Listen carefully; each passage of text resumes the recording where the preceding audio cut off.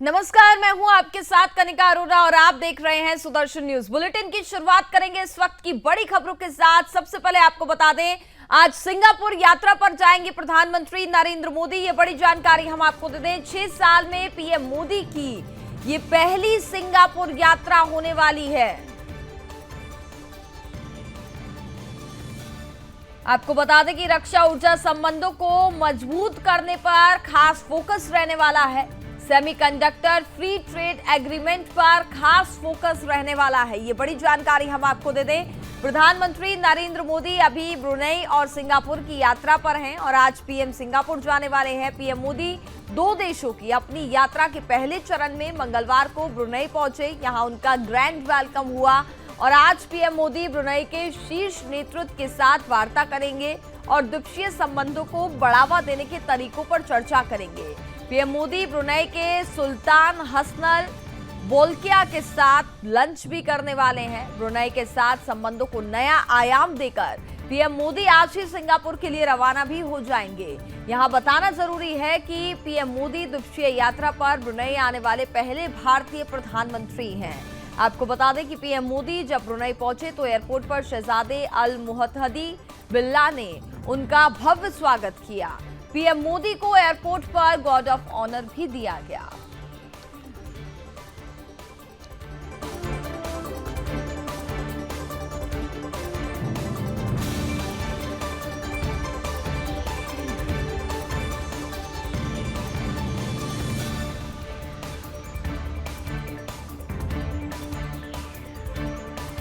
तो आज सिंगापुर यात्रा पर रहेंगे प्रधानमंत्री नरेंद्र मोदी। पहले ब्रुनेई में कई बैठकें उनकी होनी है। 6 साल में पीएम मोदी की ये पहली सिंगापुर यात्रा होने वाली है। रक्षा ऊर्जा संबंधों को मजबूत करने पर खास फोकस रहने वाला है। सेमीकंडक्टर फ्री ट्रेड एग्रीमेंट पर भी फोकस रहेगा।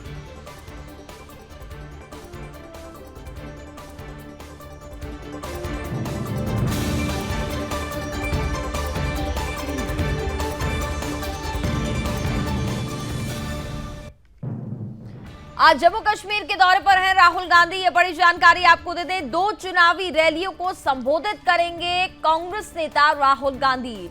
एनसी कांग्रेस गठबंधन के उम्मीदवारों के पक्ष में प्रचार किया जाएगा। 18 सितंबर को चुनाव के पहले चरण का मतदान होना है। ये बड़ी जानकारी हम आपको दे दें, लोकसभा में विपक्ष के नेता राहुल गांधी नेशनल कॉन्फ्रेंस कांग्रेस संगठन के उम्मीदवारों के पक्ष में प्रचार करने के लिए आज जम्मू कश्मीर में 2 चुनावी रैलियों को संबोधित करेंगे। पहली रैली कश्मीर के अनंतनाग में और दूसरी जम्मू के संगलदान इलाके में होगी। राहुल गांधी की इन रैली के साथ ही कांग्रेस के चुनावी अभियान की शुरुआत भी हो जाएगी। घाटी में 18 सितंबर को चुनाव के पहले चरण का मतदान होना है और उससे पहले आज राहुल गांधी का जम्मू कश्मीर का दौरा होने वाला है।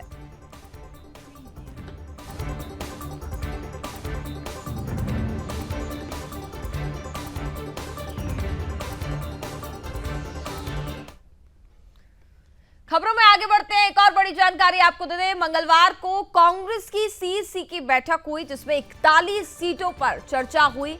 32 सीटों पर नाम तय किए गए हैं और अब तक 67 सीटों पर नाम तय हो चुके हैं। गुरुवार तक सूची जारी होने की संभावना बताई जा रही है। ये बड़ी जानकारी हम आपको दे दें, तो मंगलवार को यानी कि कल कांग्रेस की सीईसी की बैठक हुई है। क्योंकि चुनाव बेहद नजदीक है जम्मू कश्मीर और हरियाणा के। इससे पहले अगर हम बात करें तो यहाँ पर 41 सीटों पर फिलहाल चर्चा हुई जिसमें 32 सीटों पर नाम तय हो चुके हैं और अब तक 67 सीटों पर नाम फिलहाल फाइनल हो गए हैं और गुरुवार तक यानी कि कल तक बताया जा रहा है कि ये सूची भी जारी की जा सकती है।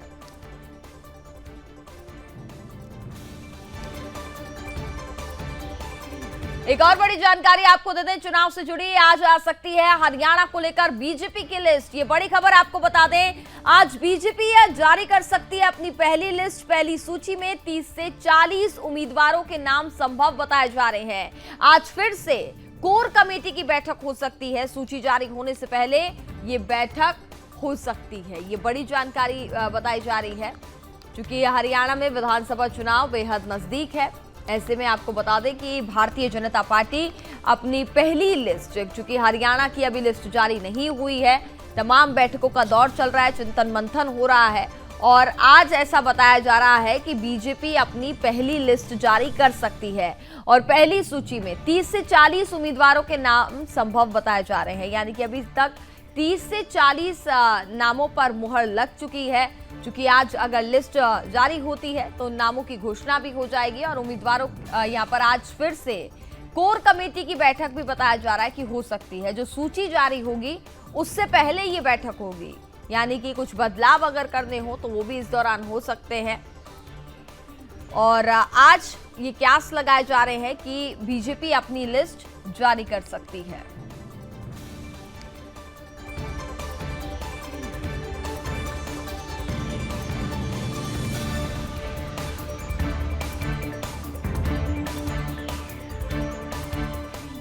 पेरिस पैरालंपिक में भारत का शानदार प्रदर्शन देखने को मिला। आपको बता दें कि जेवलिन थ्रो में अजीत ने सिल्वर, सुंदर ने ब्रॉन्ज मेडल जीता है। ये बड़ी जानकारी आपको दे दें पेरिस पैरालंपिक से जुड़ी। पेरिस पैरालंपिक के छठे दिन भारत ने 5 मेडल जीते हैं। पेरिस पैरालंपिक में कुल पदकों की संख्या 20 पहुंच चुकी है, तो ये अच्छी खबर भारत के लिए मेंस जेवलिन थ्रो F46 में अजीत सिंह ने सिल्वर तो सुंदर सिंह गुर्जर ने ब्रॉन्ज मेडल जीता है। खेल के छठवें दिन भारत ने हाई जंप और जेवलिन थ्रो के दोनों ही गेम में सिल्वर और ब्रॉन्ज अपने नाम करके इतिहास रच दिया है। इस दिन भारत ने कुल 5 मेडल अपने नाम किए हैं।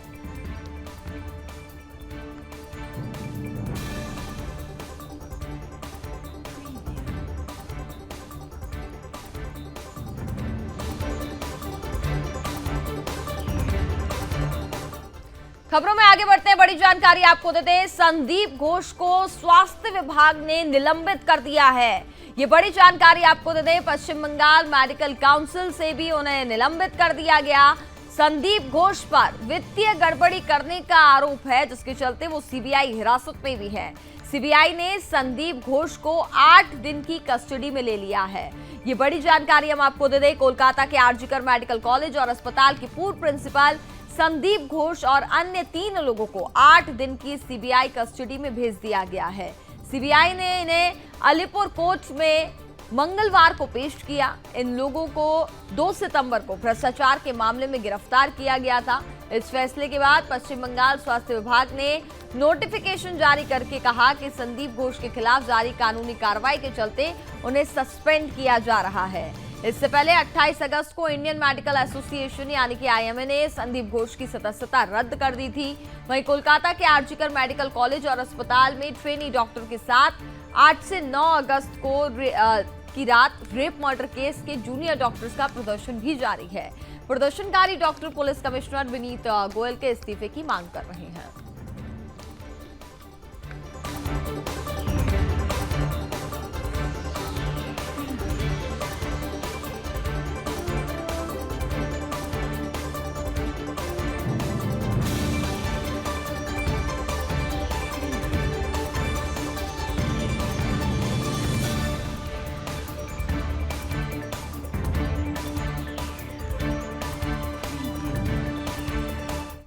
खबरों में आगे बढ़ते हैं। कोलकाता के आरजीकर मेडिकल कॉलेज और अस्पताल में महिला डॉक्टर से हुई दरिंदगी की घटना पर सियासी बवाल मचा है।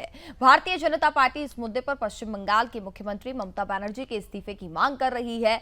ममता बनर्जी भी बीजेपी के वार पर पलटवार करते हुए प्रधानमंत्री नरेंद्र मोदी पर सवाल उठा रही है। इसी क्रम में तृणमूल कांग्रेस के कई नेताओं समेत सीएम ममता बनर्जी पर भी प्रदर्शनकारियों और डॉक्टर्स को धमकाने के आरोप लगे हैं। हाल ही में तृणमूल कांग्रेस के नेता और पूर्व पार्षद आतिश सरकार ने भी प्रदर्शनकारियों को धमकी दी है, जिसका वीडियो सोशल मीडिया पर वायरल हुआ था। ममता सरकार ने पार्टी नेता और पूर्व पार्षद आतिश सरकार पर बड़ा एक्शन लेते हुए उन्हें 1 साल के लिए तृणमूल कांग्रेस से निलंबित कर दिया है। ऐसे में सवाल ये है कि आखिर टीएमसी की गुंडागर्दी कब खत्म होगी। देखिए ये खास रिपोर्ट।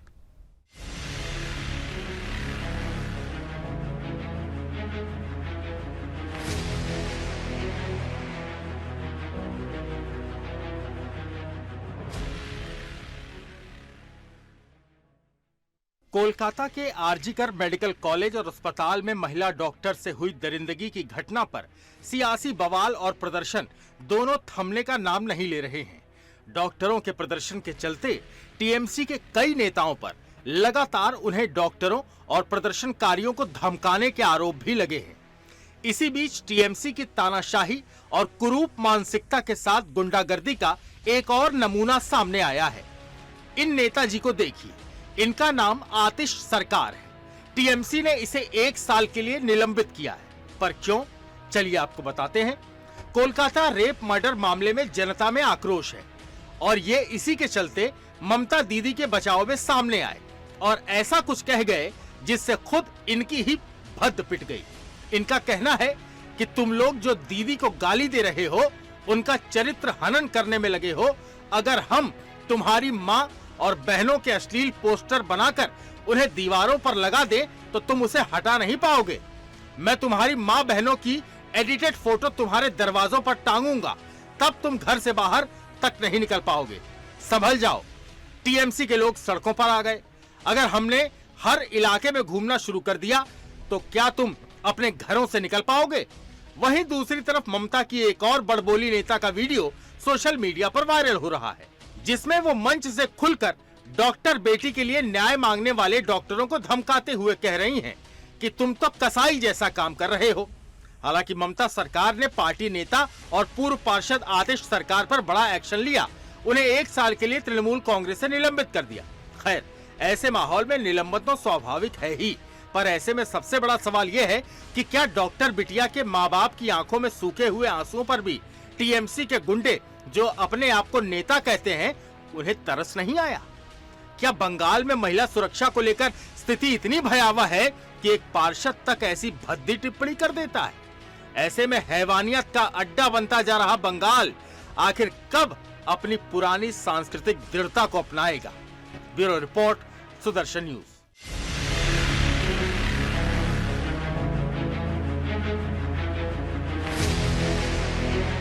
और अब हम बात करेंगे नेटफ्लिक्स पर आई नई वेब सीरीज IC 814 की। किस तरीके से इस वेब सीरीज के जरिए हिंदू आतंकवाद या भगवा आतंकवाद के नैरेटिव को सेट करने की कोशिश की जा रही है।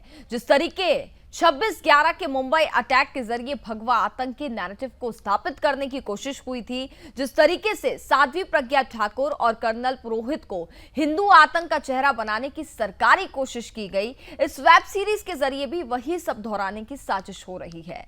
इतिहास को बुलडोजर कर अब आने वाली पीढ़ी के दिमाग में हिंदू और भगवा आतंक के नैरेटिव को गढ़ने की है। युवाओं के दिमाग में ये ठूसने का प्रयास किया जा रहा है कि आतंकियों का कोई धर्म नहीं होता और किस तरीके से लोगों को यहां पर बहकाने की कोशिश की जा रही है। इसी पर देखिए हमारी ये खास रिपोर्ट।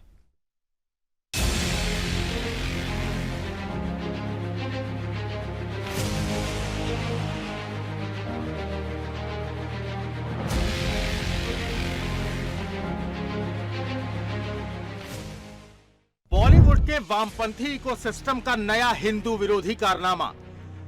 कसाब के बाद कांधार हाईजैकर्स को हिंदू बताने का रचा ड्रामा। जिहादी आतंकवादियों के मानवीकरण का नेटफ्लिक्स ने रचा षड्यंत्र। क्या बॉलीवुड में अब भी एक्टिव है दाऊद गैंग का तंत्र? 24 दिसंबर 1999 को हुए कंधार हाईजैक में जिन जिहादियों ने रूपिन कटियाल नामक एक हिंदू युवक को चाकू घोंप कर बेरहमी से मार डाला, आज उन्हीं जिहादी आतंकवादियों के मानवीकरण के कुंठित प्रयास के साथ Netflix IC 814 the Kandahar hijack नामक एक जिहादी वेब शो लेकर आया, जिसमें हिंदू यात्रियों को जबरदस्ती कलमा पढ़ाने वाले और पूरे 7 दिनों तक सैकड़ों बंधकों की आंखों को पट्टी बांधने वाले उन आतंकियों ने मानवीय स्वरूप को पेश करने का प्रयास किया गया।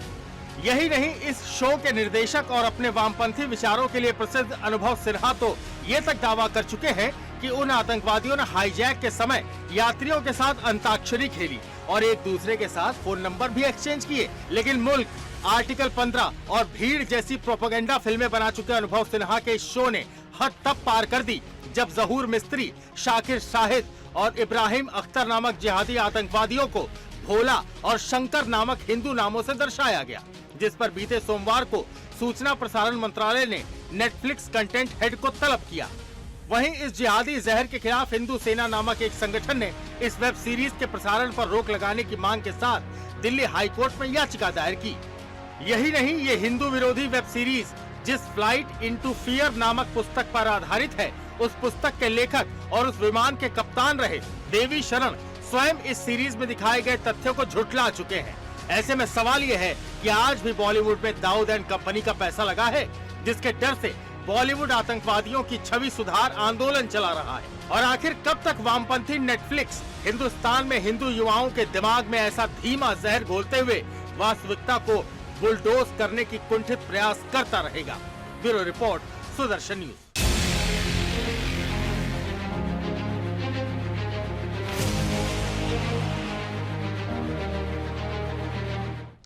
और अब बात करेंगे बुलडोजर की, जिस पर सोमवार को सुप्रीम कोर्ट में सुनवाई हुई। और इस सुनवाई के दौरान बुलडोजर कार्रवाई को लेकर सुप्रीम कोर्ट ने अपने लिखित आदेश में उत्तर प्रदेश सरकार द्वारा दायर हलफनामे की सराहना की है। जी हां, सुप्रीम कोर्ट ने कहा कि यूपी सरकार ने हलफनामा दायर किया है।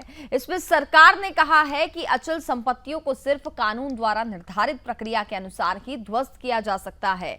कोर्ट ने कहा कि हम उत्तर प्रदेश राज्य द्वारा दायर हलफनामे में अपनाए गए रुख की सराहना करते हैं, यानी कि इस मामले पर अब दिशा निर्देश जो आने वाले हैं वो योगी जी के मॉडल से मिलते जुलते हैं। इसी पर देखिए हमारी ये खास रिपोर्ट। जिस बुलडोजर के डर से कांपते हैं आरोपी, जिस बुलडोजर कार्रवाई से यूपी हुआ अपराध मुक्त, जिस बुलडोजर के खौफ से खत्म हुआ माफियाओं का आतंक, उस बुलडोजर के पक्ष में खड़ा हुआ सुप्रीम कोर्ट। सोमवार को सुप्रीम कोर्ट में बुलडोजर कार्रवाई मामले की सुनवाई के दौरान बुलडोजर एक्शन को लेकर सुप्रीम कोर्ट ने अपने लिखित आदेश में उत्तर प्रदेश सरकार द्वारा दायर हलफनामे की सराहना की। सुप्रीम कोर्ट ने कहा कि यूपी सरकार ने हलफनामा दायर किया है, जिसमें सरकार ने कहा है कि अंचल संपत्तियों को सिर्फ कानून द्वारा निर्धारित प्रक्रिया के ही अनुसार ध्वस्त किया जा सकता है। कोर्ट ने कहा कि हम उत्तर प्रदेश राज्य सरकार द्वारा दायर हलफनामे में अपनाए गए रुख की सराहना करते हैं। साथ ही कहा कि हम अखिल भारतीय स्तर पर कुछ दिशा निर्देश बनाने का प्रस्ताव रखते हैं। इससे याचिका में उठाए गए मुद्दों के संबंध में चिंताओं का ध्यान रखा जा सकेगा। कोर्ट ने कहा कि इस बाबत सुप्रीम कोर्ट में आए पक्षकारों के वकील अपने अपने सुझाव दें, ताकि न्यायालय उचित दिशा निर्देश तैयार कर सके। ये दिशा निर्देश अखिल भारतीय स्तर पर लागू होंगे। साथ ही कोर्ट ने कुछ बातों पर सख्ती दिखाते हुए कहा कि सिर्फ आरोपी होने के आधार पर किसी के घर को गिराना उचित नहीं है। अदालत ने कहा कि अगर कोई व्यक्ति दोषी भी है तो भी उसके घर को गिराया नहीं जा सकता, लेकिन इस पर सॉलिसिटर जनरल तुषार मेहता ने इस बात को स्वीकार किया और स्पष्ट किया कि जिनके खिलाफ कार्रवाई हुई है वो अवैध कब्जे या निर्माण के कारण निशाने पर हैं, न कि अपराध के आरोप की वजह से एक्शन हुआ है। दरअसल देश के कई राज्यों में प्रशासन द्वारा बुलडोजर से इमारतों को ढहाने के कई मामले सामने आए थे, जिसमें दिल्ली के जहांगीरपुरी में साल 2022 के अप्रैल महीने में तोड़फोड़ की कार्रवाई की योजना के समय कई याचिकाएं सुप्रीम कोर्ट में दायर की गई थी। लेकिन जहांगीरपुरी में हनुमान जयंती के दिन शोभा यात्रा के मौके पर सांप्रदायिक हिंसा हुई थी, जिसके बाद प्रशासन ने अवैध निर्माण के चलते इलाके के कई घरों को अवैध निर्माण का नोटिस भेजा था और बुलडोजर कार्रवाई शुरू करने की बात कही थी।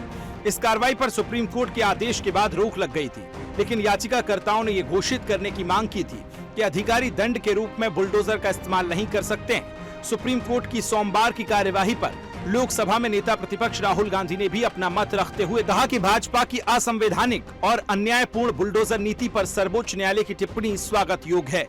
बुलडोजर के नीचे मानवता और इंसाफ को कुचलने वाली भाजपा का संविधान विरोधी चेहरा अब देश के सामने बेनकाब हो चुका है। वहीं दूसरी तरफ भाजपा सरकार में पूर्व केंद्रीय मंत्री रहे मुख्तार अब्बास नकवी ने कहा कि बुलडोजर से यूपी में दंगई, बलवाई, बाहुबली थे, उनमें दहशत और भय का माहौल पैदा हुआ है और समाज में भरोसे का माहौल पैदा हुआ है। आज जो उत्तर प्रदेश या मध्य प्रदेश की तस्वीर सामने है, उसका कारण बुलडोजर ही है कि अब तक यहाँ से गुंडों, बदमाशों, माफियाओं का दबदबा खत्म हो गया है। Bureau report, Sudarshan News. और इसी के साथ फिलहाल वक्त एक छोटे से ब्रेक का। ब्रेक के बाद आपको दिखाएंगे 5 मिनट में 25 बड़ी खबरें।